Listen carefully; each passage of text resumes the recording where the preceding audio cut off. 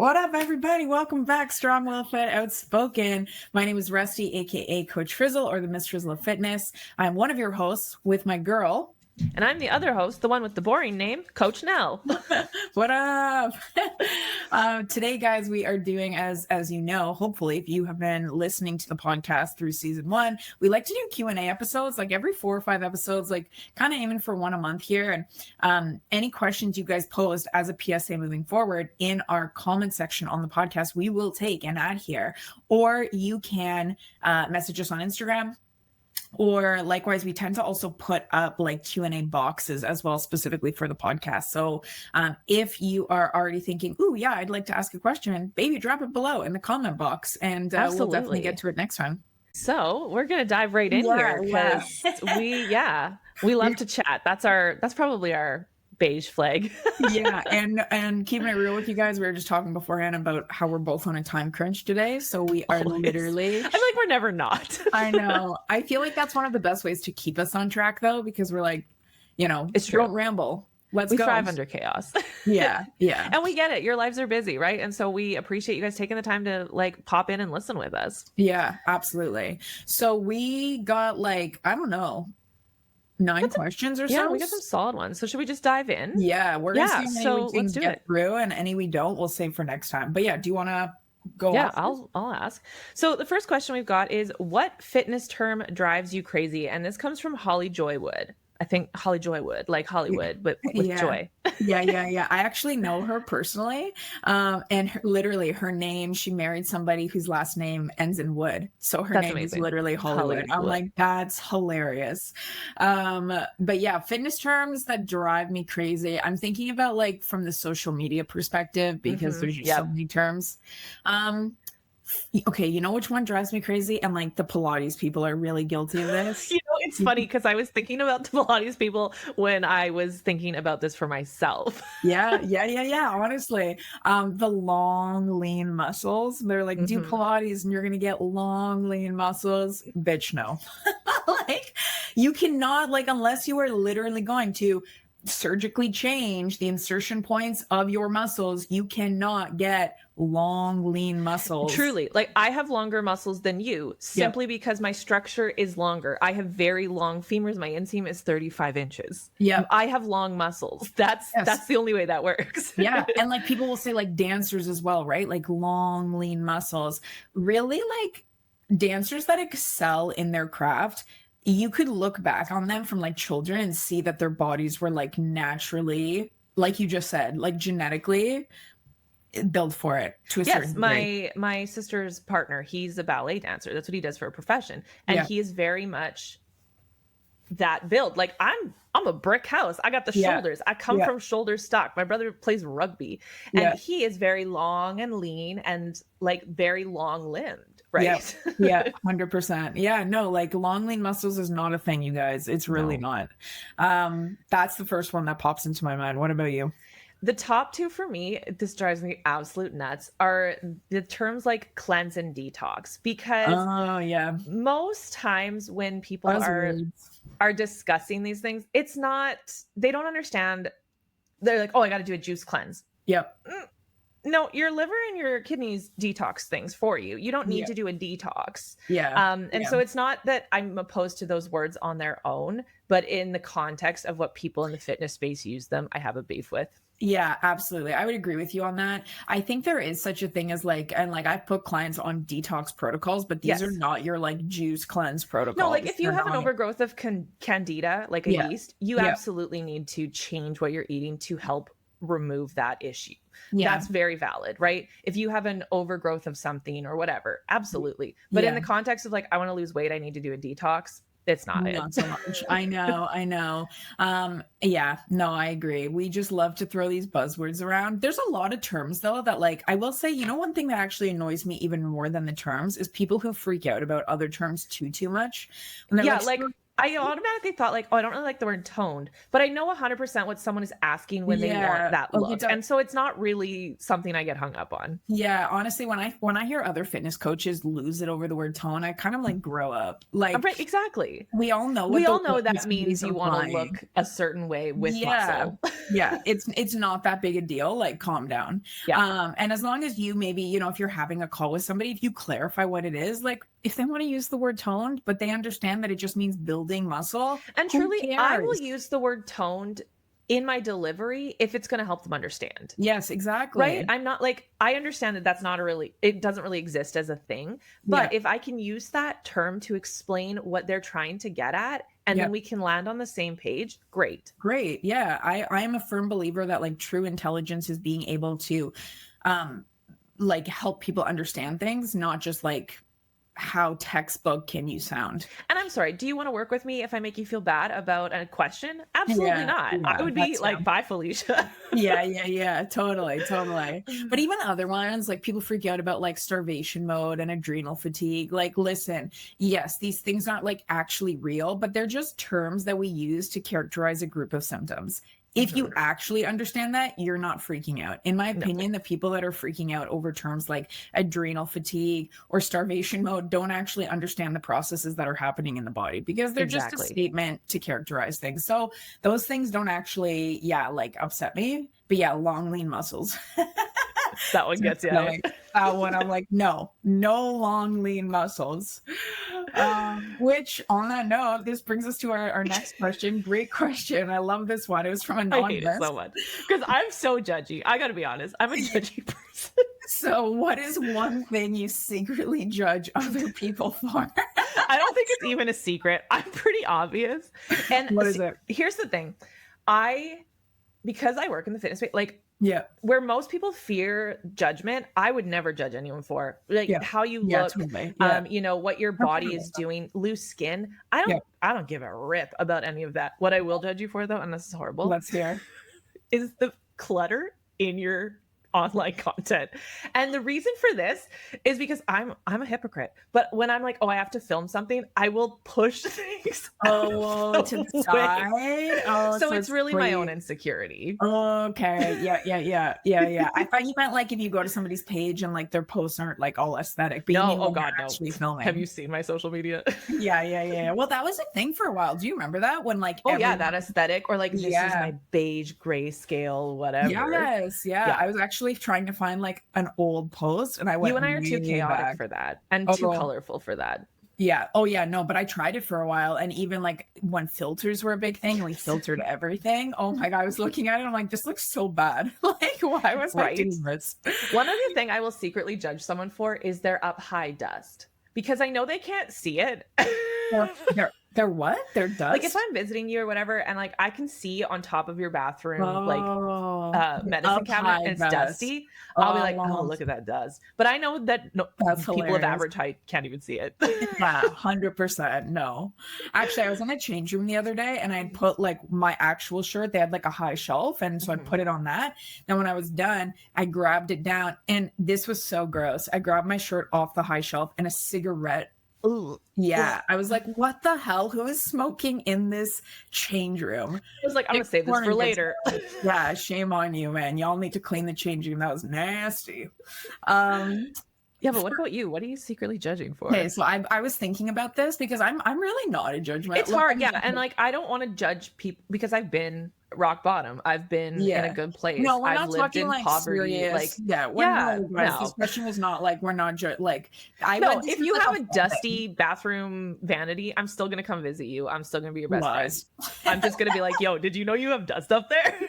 Yo, you dusty ass bitch. Give me your duster. Oh man, that's awesome. Yeah, no, but I am that friend that'll clean it for you too. Yeah. For me, you know what I thought of? If you're somebody who only ever goes to eat out at like pubs, I'm judging you, bitch. If you're somebody, if you are like plain vanilla ass, no personality. Like you're going out to eat, and every time you tell me to go out to eat, you're like, I went to a pub. That's true. I love me some food. I love variety. No, I'm not. You're not eating out for the joy of eating. Like yeah, like you're like a bar and grill type of person. No, in my mind, I'm like, you are the most boring person ever. And I actually brought this up with Steph because like Steph and I are at face value, people would be like, oh, like you work out, he doesn't, you guys are so different, but we are so the same person. Yeah. And so Steph and I, we are multicultural through and through. Like when we go out to eat, we like rotisserie chicken would be the plainest thing we'll go out to eat for every once in a while, but otherwise we're like Indian, Lebanese. Okay, but even that, like if we're going out for chicken, we're looking at like a Nando's or something, and even that, you're like, it's not just Well, I have some girlfriends, so like, and they know this. I love you guys, but I have a couple of girlfriends who like them and their man, their like prime place is like a pub. I'm like, I'm judging. Yeah, one of my besties, she's a chicken finger and fries girl, and I'm like, I hate this. No, I could never. I said this to Steph. I'm like, I don't think I could. I think that would be a deal breaker for me in a relationship if somebody didn't have like they're just like, let's go to a pub, like an adventurous palate. Yeah. No, bye. You know, one other thing I will judge someone for, and this is not even a secret, like you don't know I'm judging you, is when you don't use your turn signals. I will pull up beside you and I'll be like, if you're listening, I'm making some serious That's hilarious. That's awesome, man. Yeah, no, every time. Otherwise, it was pretty hard for me to think because I'm definitely like a nuanced person. Like I'm just like, whatever makes you happy, man. Yeah, I don't want to yuck someone's yum. Yeah, that's really 100%. What it boils down to. 100%. I'll yuck your yum jokingly to your face. Yes, right? Absolutely. Yeah, for sure. Okay, next one we got here. Yeah, we got a good one. So what do you think of peptides? And this comes from Alicia Simpson 13. Yeah, so I love this question. So I don't think now you use peptides, right? No, yeah, I actively use peptides. Steph does as well. I have my mom on peptides. A guy that's like an extended uncle in our family, we have him on peptides too. So for anybody that's like, okay, what are peptides? So peptides are basically like, think of them as like mini proteins because they're short chains of amino acids. Yeah, they're strings of molecules, but not all of them. Yes. So, but they are all amino acids. Okay. And they basically act like little messengers throughout your body. So let's back up. What are amino acids? Amino acids are building blocks for protein, right? Yeah. So think about them as mini proteins. They act like little messengers in the body. They tell your body to basically start or stop doing certain things. That could be burning fat. That could be building muscle. But peptides are great for things like healing, helping to heal your tissues, joints, ligaments, things like that. They can help produce more growth hormone. Even from like a insulin perspective, they can improve your insulin sensitivity, which again will play into things like fat loss. Now, this is something that's become very well, depending on your level of what you pay attention to in the fitness industry, this has honestly become like pretty popular lately. Yeah, this is pretty. Yeah, but peptides right now. Yeah, peptides are not new. Okay. Because and I think the way people are using them right now is very specific, but peptides exist across the spectrum and lots of people have been using them for a long time, right? Yeah. Oh, yeah, absolutely. And here's the key thing. Your body already makes peptides naturally. Yes. You have to understand that. So like one peptide that we use actively is BPC. BPC, literally stands for body protection compound. And again, your body already makes peptides naturally. But now when we're supplementing with it, we are like with specific peptides, depending on what you need, you're basically telling the body like, hey, do more of this, but you're doing it in a targeted and controlled way by taking certain peptides. So it really depends what kind of peptides you use. Again, like they can help with things like fat loss or, like I said, muscle building. CJC, ipamorelin are great for muscle building. BPC, TB500, fantastic for any type of recovery or healing. And I think this is important to hear, right? Like, Rusty's just listed an assortment of peptides. So when you're looking at, should I be implementing peptides? Why? And do your research, right? Is it relevant to you? Or is someone saying, here, take these peptides, and you're like, but what is it, right? Yeah. And honestly, you guys, if you are not, this is where you should be working with somebody who understands, because there's a lot of, scammy websites. You need to, of course, have a good source. You need to know what you're doing and, why you're doing it. The other thing is like a lot of peptides you can get in either a pill form or an injectable form. Injectable peptides are superior, period, always. because think about it like this, like peptides are broken down in your gut when you take them orally through a pill, right? But anytime we're talking about something being broken down in our gut, excuse me, this just leaves like wiggle room for things to mess with the absorption, right? So if digestion is off in any way, shape, or form, we could have poor absorption, which means that the effects are going to be weaker. And then we're just going to be like wasting money. We're just paying for expensive vitamin water. Yeah, because poor absorption is huge here. And that's part of what I've been struggling with lately is, yes, I'm low in certain things. It's not because I'm not actively trying to encourage that. It's because the absorption rate is very low. Yes. Yeah. And this is true. Like if you're struggling with absorption, even your food, you could literally be eating the most nutrient dense foods. But if you are not absorbing, breaking down those foods, we're not getting as much benefit as we think we are. So injectable is always going to be, subcutaneous, which means just under the skin. Under the skin. Yeah, that allows basically the peptide you're taking to skip over digestion, and it's going to go directly into your bloodstream and actually do what it's supposed to do.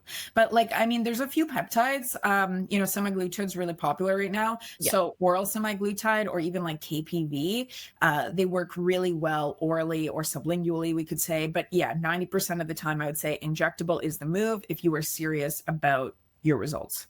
Yeah, and there's also the like transdermal, like a patch, or the nasal insertion of a peptide. Yes, those are pretty rare for a lot of peptides, though. They're not super available. Yeah, not general health peptides. No,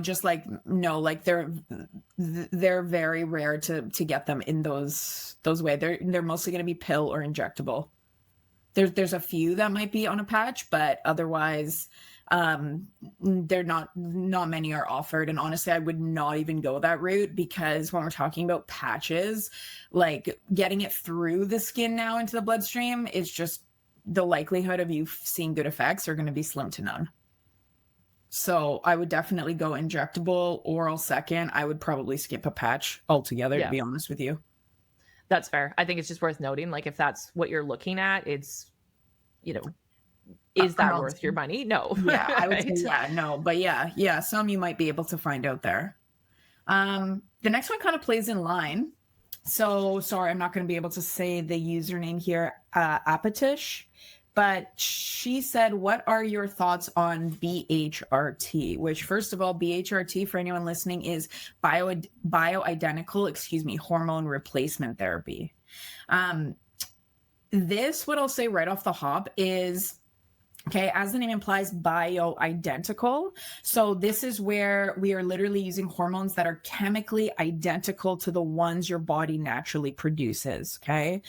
That is a huge, huge thing here, because bioidentical means it's going to fit your cell receptors, like a key in a lock, literally fit for you, whereas synthetic hormones are not like identical to you, which is why BHRT is usually better tolerated for most people, and it produces fewer side effects because, again, it's already decided what you specifically need.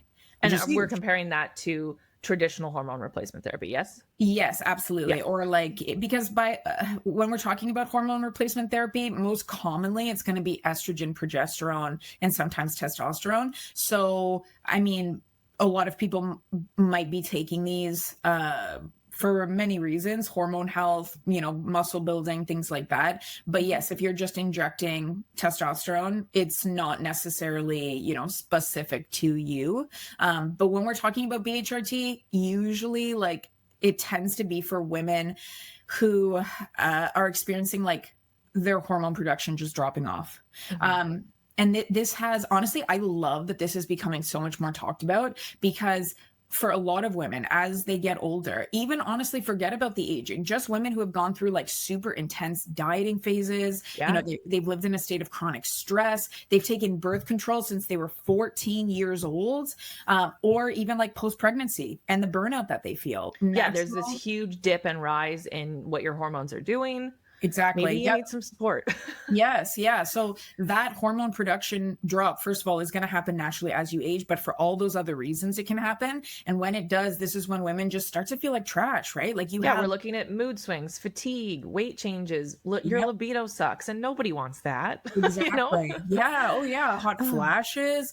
This is when, women will start to notice that they're gaining fat, especially like in those very typical areas, right? Like midsection, hips. Yeah. Yes. We don't talk enough about, I know you said fatigue, but brain fog as well. Yes. Brain fog. Weird Huge. things too, like constantly having itchy ears, Yeah. all these little things that didn't happen to you before. Yes, absolutely. So honestly, I think hormone replacement therapy is just like, it can be a game changer because it's going to help your body by reintroducing those hormones, that your body is no longer producing or not. Yeah, it's replenishing those hormones that you're not producing at the same levels: estrogen, progesterone, testosterone. Yeah. So all of these things, as we said, right, they're going to help do the opposite. So help with your metabolism, help with your mood, your energy, your sex drive, get all of it, like we could say, back online with even like if you're struggling with menstrual irregularities, vaginal dryness, or those kinds of things, all of that is tied into this. Yep. So like whether you are, going through perimenopause, you're fully menopausal, again, you're coming off birth control, you've just had a baby, you've been a chronic dieter for years. Like I said, I'm a really big fan. I think that it can change your life. So, and I think we're entering a phase in like terms of where we're at in the fitness industry, where a lot of people that have chronically dieted for years and years and years are reaching this age where they're starting to see these changes, and these things are happening hard and fast to them. And it's not until it happens hard and fast that they start to seek out answers. And this is why this is so relevant right now. Oh yeah. And honestly, you guys, like, it's wild to me. We work with majority women. So many women are now entering perimenopause at like 38 years old. Yeah. And this is there's a reason for it. It's not just because, of the food we eat and things like that. It's because honestly, like if you're a doctor who put a woman on birth control at 14 years old, I have a major issue with you. And this is a big problem. And continue to say, yeah, this is fine for years and years and years. No changes needed. Yeah. And I know a lot of you out there are like, I was in so much pain. And listen, that's not you. This is not on you, baby. If you're somebody this is people doing a disservice in an industry they work in. At 14 years old, you don't know. You do not know. Your parents likely didn't know either. This isn't a fault of theirs. It's the fact that you were not given other options. You were not looked into more outside of, here, just take this hormone when your body's already going through such a crazy phase. So anyways, yes, BHRT, we're fans. And even like men right now too, testosterone is lower as the population and across the board, right? Like this is not just a female or a male issue. This is across the board. This can affect anybody. Yeah. Oh yeah, absolutely. But also, yes, you need to work with somebody, right? Peptides, hormone replacement therapy, BHRT, you need to work with someone for sure. And I think this is one thing too, where there can be like multifacets of people working together, right? Like as a coach, we can support, but as a medical professional, they can prescribe. There's a lot of moving pieces with something like this. Yep. Absolutely. All right. What's our next one here? Okay. Yeah. So our next one, Coach, could you steer me to a video that you may have already talked about this? I've been squatting for a long time, started to incorporate a glute band in my warm-ups. I'm no longer sore in my quads, but now in my glutes. Is there such thing as a sleepy glute? Well, Sarah Balbusta, we about to talk about it. This name is killer. Oh, I love this. Sarah Ball, and it's literally spelled Busta, like Busta. I love this. Personality, baby. Let's go. Sleepy glutes is such a nice way to say it. I like dead butt syndrome. Dead butt syndrome, DBS. Oh man, I love that. We're totally using that. I actually thought about sleepy glutes in terms of, I think for some people, our first question, they would have said they don't like that term. Right? Fitness terms you don't like, which honestly, I'm going to answer with a fitness term that a lot of people don't like, which is glute activation. Oh man, we're going full circle here. But actually, like the first thing that pops into my mind here though, is like, you've been squatting for a long time. You started to use a glute band in your warm-ups and you're no longer sore in your quads.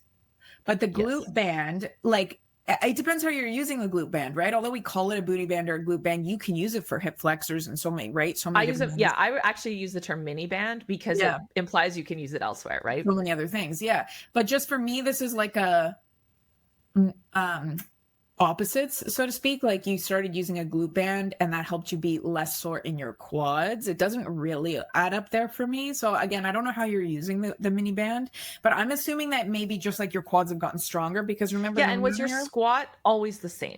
yeah. Well, Right. and no matter what squat you're doing, it's always going to involve a lot of quads, right, guys? Yeah. Like even when you're talking about a glute focused squat, it's still going to be very quad dominant. So for me, I'm like, okay, it sounds like just your quads have adjusted, but you are sore in your glutes now and maybe you weren't before. So yeah, like Nell said, have you switched what kind of squat you're doing? Are you doing more of a glute focused squat now and only coming down to parallel? Have you changed your stance, your foot width?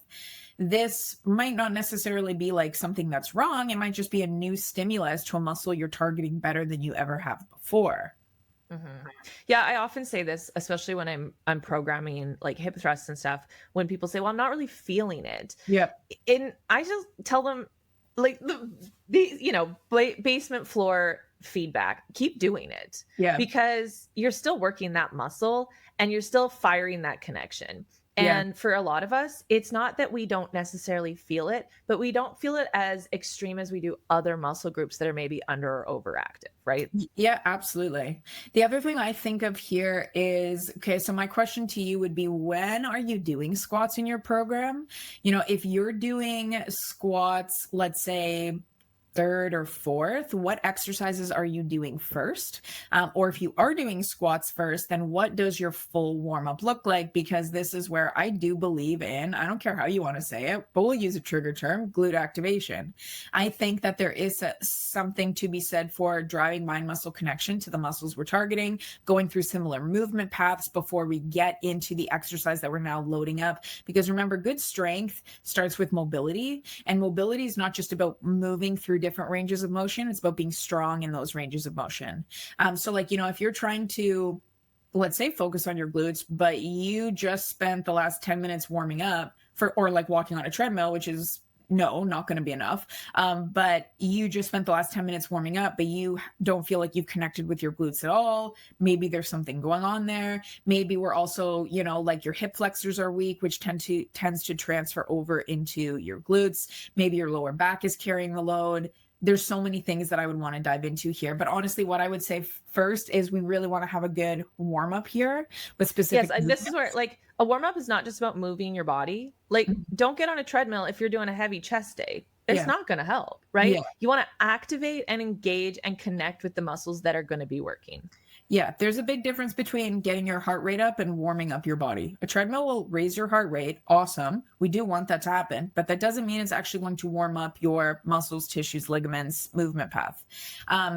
But yeah, I would say like definitely make sure you're having a good warm up here. If you guys are struggling with warm ups, I have a mobility ebook that has over 20 different workouts you can do that'll take you 10 minutes or less. That literally focus on everything. We'll put that in the show notes below, that you get obviously lifetime access to. But otherwise, if your squats, another thing that helps people a lot is actually moving their squats to the second, third, or fourth exercise, and then doing something like hip abductions, leg curls, some walking lunges, things like that, to actually just drive tension up, get a little bit more engaged, and then go into their squats. And also look at your history. So I broke my tailbone 3 times. Yeah.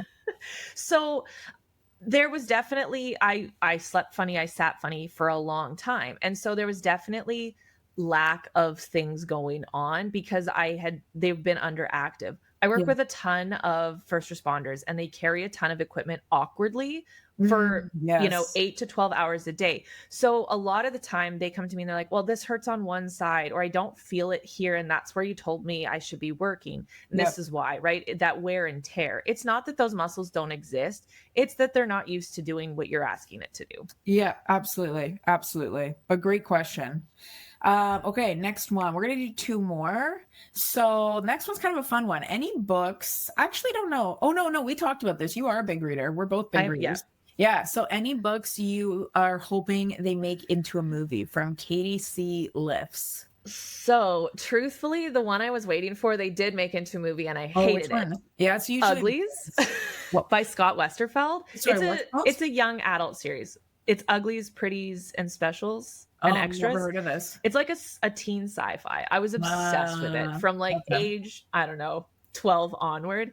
They finally made a movie of it last year and I hated it.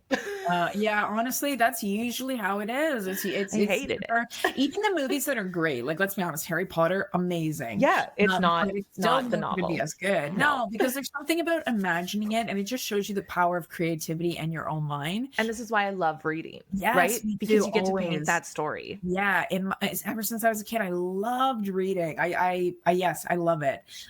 It's just in TV series, they just. And the thing that drives me wild with TV series is because you say to yourself with a book, it's so long, they have to condense it into an hour and a half or 2 hours. But with the TV series, when they've literally done now 10 episodes, 10 hours long, I'm like, how is this not better? Yeah, why are we missing these crucial details that I care about? Yes. Or I've been finding lately that they changed the story. Like the ending in the book doesn't line up with the TV. I'm like, what is going on? This is not the same. The one that I am okay with, though, is Wicked. Because I read the book. It's a novel, in case you guys don't know. Then it was a musical on Broadway. Yeah. Now it's a musical movie. The book sucks. The book sucks? The book sucks so bad. I am okay with the ending being changed for the movie. I haven't actually. I love musicals. I love musicals. I actually still haven't watched Wicked. In all fairness, though, the first time I was like, so we started watching it, and I was like, you know what? I just don't know if tonight I'm in the mood for singing. And Steph was like, fine. And then life just happened. We watched other things. Then when I've seen it like 7 times. That's wild, man. Then when we flew to Hawaii, I was like, you know what? Long flight, I'll watch it. I started it, but watching it on that little tiny screen in front of me, I'm like, this is not enjoyable. I will. And so I just haven't, not because I'm avoiding it. I love musicals. My favorite musical is The Greatest Showman. I watched that. It's a bomb. Did you not? I literally watched it, I think 6 or 7 times in theaters. I paid for it that many times. Right? Love that movie. That's how much I will watch musical over and over again. So really, if there's a novel that they have then made into a musical, I will wait for that movie. Yeah. Totally. But is there a book that you're like, I really want? I was really thinking about this. I mean, there's so many books I've read over the years, but I was thinking, what's a book I've read this year? Yeah. The 7 Husbands of Evelyn Hugo. Yeah. I would love for them to make that. Actually, I would love to see that. Would be really fun, like historically too, right? Like a lot of, you have a visual aesthetic of different timelines and outfits and stuff. It would be really stunning. Yeah. And like my mom is, I think I mentioned this before, she like still, if you meet her, like is straight out of the 60s. That's where I like grew up. Or like, that's how I grew up. That like with the that vibe influence. of the. Yes. And I think that shows in my style too.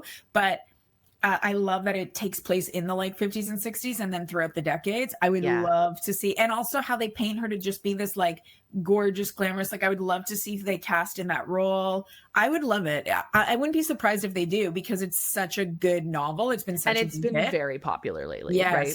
Yeah. So see, my problem is I only read thrillers, but I don't want to watch thrillers. Oh yeah, sometimes I like to imagine this and then detach. When someone is visually showing me, I'm like, well, no, I'm checking out. I'm scared. Crack on. Wicked again. Yeah, totally. Okay, so our last question, shall we? You pick. I mean, we had 2. We'll have to get to one of these next time. So you pick, girl, whichever one. Well, we may have just keep rolling down the list. So let's talk about over-exercising and stalled weight loss as a result of post-age 46, menopause age. This comes from Bethany 3912. I think this is probably a good one to answer today because we've already talked about peptides and hormones. Exactly. I think it fits in really nicely. Yeah. For me right now, this is a really hard one because you have a lot of I'm not going to say I know everything because I don't. I definitely don't. But there's a lot of fitness coaches who want to say that this stuff doesn't exist. Like, oh, calorie deficit's the only thing that matters. And like, you're crazy. I literally read a post. I won't say who because I do enjoy him. But he posted something this morning being like, on this topic, where he was like, people who say like, oh, even if you're in menopause, like, working out raises your cortisol and that prevents you from losing weight, have no idea what they're talking about. I'm like, buddy, you have no idea what you're talking about because it's so nuanced. So here's what I will say. This is going to be a very no fluff explanation. When a woman is in perimenopause or full menopause and she overexercises, you are literally pouring gasoline on a hormonal fire. And I know that's like, oh, all the buzzwords and trigger words, but it's true. Okay. Estrogen and progesterone, when you're in perimenopause, are already declining. That hormonal shift naturally on its own is going to increase cortisol sensitivity. Cortisol being your stress hormone. Okay, so how sensitive your body is to cortisol. When you are now training too hard or too often, especially without adequate recovery, cortisol, again, your stress hormone, stays elevated too long. And that elevation is going to do three major things. It's going to increase water retention, which is going to cause your scale to go up. It can feel bloaty and gross. Yes, absolutely. It can have the potential to slow down fat burning or fat mobilization, which is going to present as like a stall, right? You're like, I'm not losing fat anymore. What's going on? But probably the biggest thing here, in my opinion, is that it's also going to slow down thyroid conversion, which will directly impact your metabolism. Now, combine you were experiencing huge metabolism shifts at this point in your life. Yeah, absolutely. Now combine that, like, honestly, with just the fact that like your nervous system is more fragile during this life stage. We don't talk enough about our nervous system. We talk a lot about cortisol now. We talk a lot about our adrenals. We don't talk enough about our nervous system. And let's just talk about the things that are happening in your body. Yep. And they're causing you to get less sleep, less quality rest. Your mood is all over the place. Yep. You're basically a 14-year-old again, and everything sucks. And so the stress that you're like, not even from cortisol, you're just under a lot of stress. Period. As a human, that never improves your ability to lose weight or see progress across the board at all. So like if your training isn't now also based off of your nervous system's readiness, if you are like another way to say this is like if you are go every week, your body will start protecting you from further fat loss because again, your body does not see fat loss as conducive. It sees it as dangerous. So it will protect you from further fat loss. We see this because like energy output goes down and hunger goes up, right? This is your body's signals to tell you to do less and eat more to try and replace that energy you're losing, which is why if you were sitting here nodding your head because you're in this phase of life feeling all these things, you probably are somebody who is also feeling like you're working harder than ever. You're eating clean, using the air quotes there. But you back and listen to our last episode. But your body is still stuck, or you might even feel like your physique is getting worse because in reality, you are signaling danger every day with your lifestyle, and your body is never going to drop fat in survival mode. And your physique is likely changing anyways, right? Because this is when we see shifts in body composition, where we carry our fat, things like that. Yep. So this is where like, if you guys are nodding along right now and you're like, yeah, something is wrong, you likely need to work with somebody. And I will say there's no shame here, guys. Like for us, at least, come and work with us. Come and work with people who know how to meet you at the phase of life that you're in and know how to tailor a program to you so that you don't feel like you are working harder than ever, only ever eating the clean foods, but still stuck in this rut and not seeing progress. Truly, the amount of times I have scaled back training for everyone I've worked with is much higher than I think people expect. They go, I want to work with a coach. I can commit to 6 days a week. And I'm like, you get 2 to 3. Yes. Because you're checking all of these boxes for being under a huge amount of stress. And this isn't just in perimenopause or menopause. This is in general. In general. I'm kind of a big believer in return on investment. How much can you achieve with less? Sometimes, absolutely. Right? We talk about adding in food instead of taking away. This is kind of the exercise part of that. You can ask your body to push, you can ask it to make progress, but you also need to provide the recovery and the environment for it to do so. So, some easy things you can do if you're working on your own: resistance training 3 to 4 times a week tops. Other movement should be low intensity, no HIIT. You're not doing HIIT. No, thank you. Walking, absolutely. We could do a little bit of low intensity, steady state cardio. But you also need to be having refeeds, possibly even a reverse diet if it's needed, if you've been just trying to like kill yourself with low calories for a long time. But the biggest things here is that we need things like sleep, stress management to be in check so that our nervous system is on lock. and is in a good place. And then from there, your body will start to trust you again. And now fat loss starts to happen, or we start to build muscle and we start to see progress. So yeah, because what used to work for you, it's not going to work. No, now. very rarely will Bottom line, it's not. Again. Yeah. So and I'll tell you, having worked with older women specifically in their 60s and 70s even, one of the things that they've constantly come back to me with is it gets better again. Like you are going to have a good time once you get through this. So trust that process of slowing down. Trust that process of taking care of the actual needs and not trying to fight it. Yes, absolutely. And, you know, again, it's really hard to coach yourself through these transitions. So have somebody that you trust in your corner, like us. Which, by the way, guys, so there is a link below. As I said, there'll be a link for the mobility ebook, but there'll also be a link to work with us one-on-one. We'd love to hop on a consult call with you, find out where you're at, what you're struggling with. Perimenopause, menopause, not menopausal at all. You know, hit that link. We will set up a call to chat with you guys. And otherwise, that is our Q&A episode for today. So excellent. First Q&A of season 2. So if you're listening now, you think, man, I got questions. Well, guess what? We're just getting started. Yeah, absolutely. So like we said at the beginning, if you guys have a question you'd like us to answer, drop it in the comment box. If this was helpful, useful for you, please consider leaving us a 5-star review or sharing it on social media. That's always really, really helpful for us. Now, where can they find you on social media? On all social media platforms. I want to finish as like and subscribe. Yeah. You can find me everywhere at coach.alana.nell. And if you're like, I don't know how to spell any of that, it's in the bio. Yeah. And where are you? Hopefully everywhere. Yes. You can find me literally everywhere, as always, at coach.frizzle. Other than that, guys, we will be back next week with a fresh episode. So stay tuned. Hit that follow button or subscribe button. I don't know, whatever it says based off what platform you're listening to. Keep listening to us. Basically, bitch. And we will see you guys next week. Thanks for all the questions. Have a beautiful day. Bye.